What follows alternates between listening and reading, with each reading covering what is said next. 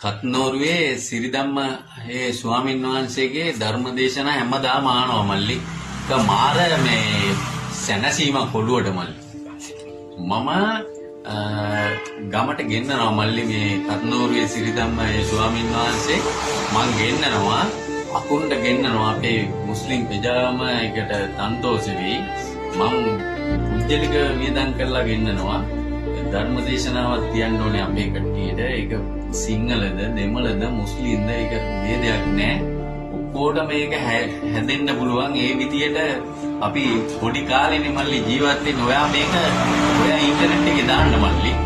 මේ මම අනිවාර්යෙන්ම ගෙන්නනවා. ඒ කියන්නේ මම මානව විදියට ආසයි මේ ආමුදුන්ගේ ධර්ම දේශනා මම හැමදාම අහනවා මල්ලි. ඒ වගේ අර ගලබඩවත්තේ ආමුදුරෝ ඒ ස්වාමීන් වහන්සේලා වගේ බයින්නේ නැහැ මල්ලි.